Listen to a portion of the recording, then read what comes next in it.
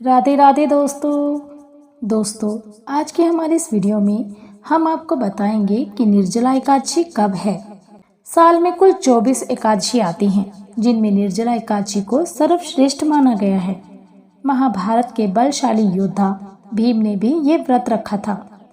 दरअसल 10,000 हाथियों के समान ताकत रखने वाले भीम को बहुत भूख लगती थी।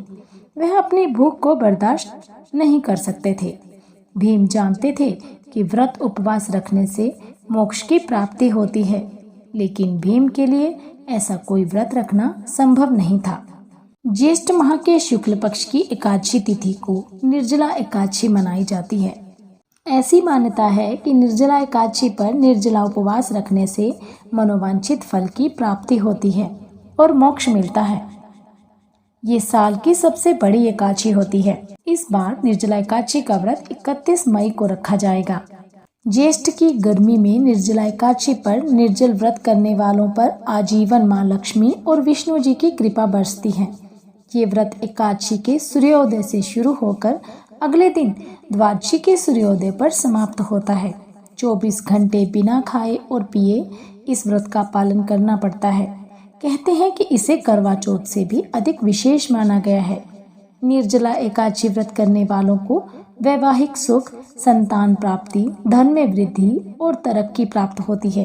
वैसे तो ज्येष्ठ मास के शुक्ल पक्ष की एकादशी की शुरुआत 30 मई की दोपहर 1:07 पर हो जाएगी, परंतु ये तिथि अगले दिन 31 मई के दिन बुधवार को दोपहर 1:45 पर समाप्त होगी। इसीलिए उदया तिथि के अनुसार निर्जला एकादशी का व्रत 31 मई को रखा जाएगा। निर्जला एकादशी व्रत के पारण का मुहूर्त गुरुवार के दिन यानी 1 जून को सुबह 5:24 से 8:10 तक रहेगा। तो आइए अब जानते हैं निर्जला एकादशी की पूजन विधि। निर्जला एकादशी व्रत वालों को दशमी की रात को सात्विक भोजन करना चाहिए। अगले दिन एकादशी पर सूर्योदय से पूर्व स्नान के बाद निर्जल व्रत का संकल्प लेना चाहिए। घर के मंदिर में विष्णु जी का गंगा जल में केसर मिलाकर उससे अभिषेक करना चाहिए। पीले वस्त्र, पीले फूल, मिठाई चढ़ाएं। वैजंती माला से ओम अम प्रद्युम्नाय नमः मंत्र का 108 बार जप करना चाहिए। शाम को फिर से भगवान विष्णु की पूजा करनी चाहिए और रात में भजन कीर्तन करते हुए जमीन पर ही विश्राम करना चाहिए। रात्रि में जागरण कर विष्णु जी का स्मरण करें। अगले दिन द्वादशी पर शुभ मुहूर्त में पूजा और दान पुण्य के बाद प्रसाद खाकर व्रत का पारण करें। अब हम आपको बताएंगे कि निर्जला एकादशी पर भूल से भी कौन सी ऐसी गलतियां हैं जो नहीं करनी चाहिए। माता तुलसी को विष्णु प्रिया कहा जाता है। शास्त्रों के अनुसार एकादशी पर तुलसी जी में जल अर्पित नहीं करना चाहिए। इससे पाप के भागी बनते हैं, क्योंकि इस दिन तुलसी भी एकादशी का निर्जल व्रत करती हैं। साथ ही विष्णु जी को पूजा में अक्षत अर्पित ना करें। श्री हरि की उपासना में चावल वर्जित होते हैं। निर्जला एकादशी पर पूजा में कथा का श्रवण जरूर करें, क्योंकि एकादशी व्रत में कथा के बिना व्रत का फल प्राप्त नहीं होता। साथ ही इस दिन विष्णु सहस्त्र नाम का पाठ भी करें, जिससे श्री हरि बहुत प्रसन्न होते हैं। तो आइए जानते हैं निर्जला एकादशी व्रत की कथा। बोलिए श्रीमन्नारायण भगवान की जय। जब वेद व्यास जी ने पांडवों को चारों पुरुषार्थ, धर्म, अर्थ, काम और मोक्ष देने वाली एकादशी व्रत का संकल्प करवाया था, तब युधिष्ठिर ने कहा, जनार्दन, ज्येष्ठ मास के शुक्ल पक्ष में जो एकादशी पड़ती है, कृपया उसका वर्णन कीजिए। भगवान श्री कृष्ण ने कहा, हे राजन, इसका वर्णन परम धर्मात्मा व्यास जी करेंगे, क्योंकि ये संपूर्ण शास्त्रों के तत्वज्ञ और वेद वेदांतों में पारंगत विद्वान हैं। तब वेद व्यास जी कहने लगे, कृष्ण और शुक्ल पक्ष की एकादशी में अन्न खाना वर्जित है। द्वादशी को स्नान करके पवित्र होकर फूलों से भगवान केशव की पूजा करें। फिर पहले ब्राह्मणों को भोजन देकर अंत में स्वयं भोजन करें। ये सुनकर भीमसेन बोले, परम बुद्धिमान पितामह, मेरी उत्तम बात सुनिए। राजा युधिष्ठिर, माता कुंती, द्रौपदी, अर्जुन, नकुल, सहदेव ये एकादशी को कभी भोजन नहीं करते तथा मुझसे भी हमेशा यही कहते हैं कि भीमसेन, एकादशी को तुम भी ना खाया करो, परंतु मैं उन लोगों से यही कहता हूँ कि मुझसे भूख नहीं सही जाएगी।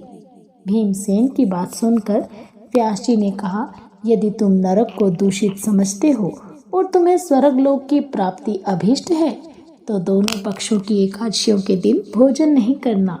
भीमसेन बोले, महाबुद्धिमान पितामह, मैं आपके सामने सच कहता हूँ, मुझसे एक बार भोजन करके भी व्रत नहीं किया जा सकता, तो फिर उपवास करके मैं कैसे रह सकता हूँ। मेरे उदर में वृक नामक अग्नि सदा प्रज्वलित रहती है।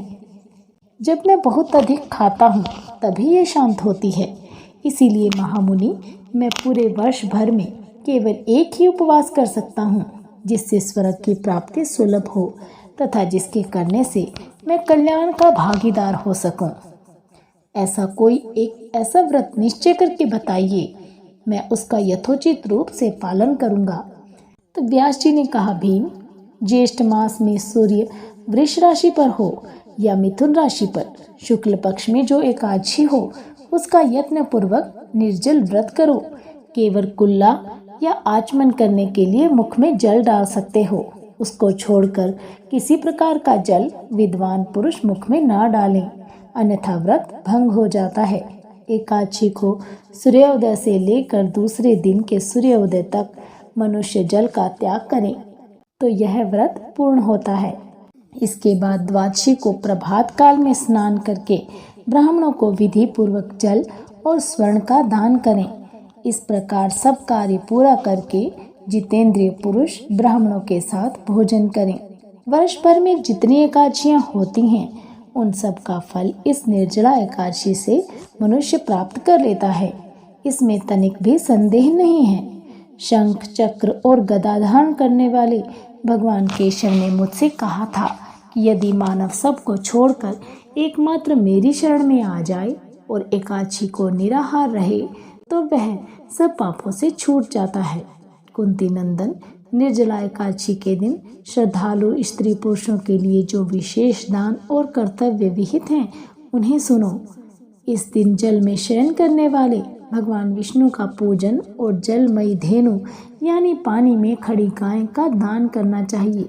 सामान्य गाय या घी से बनी गाय का दान भी किया जा सकता है। इस दिन दक्षिणा और कई तरह की मिठाइयों से ब्राह्मणों को संतुष्ट करना चाहिए। उसके संतुष्ट होने पर श्रीहरि मोक्ष प्रदान करते हैं। जिन्होंने श्रीहरि की पूजा और रात्रि में जागरण करते हुए इस निर्जला एकादशी का व्रत किया है, उन्होंने अपने साथ ही बीती हुई 100 पीढ़ियों को और आने वाली 100 पीढ़ियों को भगवान वासुदेव के परम धाम में पहुंचा दिया है। निर्जला एकादशी के दिन अन्न, वस्त्र, गो, जल, शैया, सुंदर आसन, कमंडल और छाता दान करने चाहिए। जो श्रेष्ठ तथा सुपात्र ब्राह्मण को जूता दान करता है वह सोने के विमान पर बैठकर स्वर्ग लोक में प्रतिष्ठित होता है। जो इस एकादशी की महिमा को भक्तिपूर्वक सुनता है अथवा उसका वर्णन करता है वह स्वर्ग लोक में जाता है। चतुर्दशी युक्त अमावस्या को सूर्य ग्रहण के समय श्राद्ध करके मनुष्य जिस फल को प्राप्त करता है वही फल इस कथा को सुनने से मिलता है। भीमसेन, ज्येष्ठ मास में शुक्ल पक्ष की जो शुभ एकादशी होती है उसका निर्जल व्रत करना चाहिए। इस दिन श्रेष्ठ ब्राह्मणों को शक्कर के साथ जल के घड़े दान करने चाहिए। ऐसा करने से मनुष्य भगवान विष्णु के समीप पहुंचकर आनंद का अनुभव करता है। इसके बाद द्वादशी को ब्राह्मण भोजन कराने के बाद स्वयं भोजन करें। जो इस प्रकार पूर्ण रूप से पाप नाशनी एकादशी का व्रत करता है वह सब पापों से मुक्त हो आनंदमय पद को प्राप्त होता है। ये सुनकर भीमसेन ने भी इस शुभ एकादशी व्रत का आरंभ कर दिया। तब भीम ने वैसा ही किया और स्वर्ग को गए। इसीलिए यह एकादशी भीमसेनी एकादशी के नाम से भी जानी जाती है। यदि आप निर्जला एकादशी का व्रत नहीं भी रख पा रहे हैं तो आपको इस दिन गलती से भी चावल नहीं खाने चाहिए। माना जाता है कि इस दिन चावल खाने से अगले जन्म में कीड़े मकोड़े के रूप में जन्म लेते हैं। इस दिन गलती से भी नमक नहीं खाना चाहिए। नमक खाने से एकादशी और बृहस्पति का फल नष्ट हो जाता है। इस दिन मसूर की दाल, मूली, बैंगन, प्याज, लहसुन, शलगम, गोभी या सेम का सेवन नहीं करना चाहिए। अगर आप निर्जला व्रत नहीं रख पा रहे हैं तो इस दिन सात्विक फलाहार ही खाना चाहिए। इस दिन किसी भी तरह के तामसिक मांसाहारी भोजन का सेवन ना करें। इसके अलावा शराब और हर तरह के नशे से दूर रहें। निर्जला एकादशी के दिन मन, कर्म और वचन से ब्रह्मचर्य का पालन करना चाहिए। इस दिन गलती से भी किसी तरह के वाद विवाद में न पड़े। बोलिए श्रीमन नारायण भगवान की जय, लक्ष्मी नारायण भगवान की जय। दोस्तों, यदि आपको हमारी ये वीडियो थोड़ी सी भी पसंद आई है तो प्लीज़ इसे ज़्यादा से ज़्यादा शेयर ज़रूर करें। कमेंट बॉक्स में ओम नमो नारायण लिखना मत भूलिएगा। हमारे चैनल को सब्सक्राइब कर हमारा उत्साह अवश्य बढ़ाएं। बेल आइकन ज़रूर दबाएं ताकि आपको हमारी हर वीडियो की अपडेट प्राप्त होती रहे।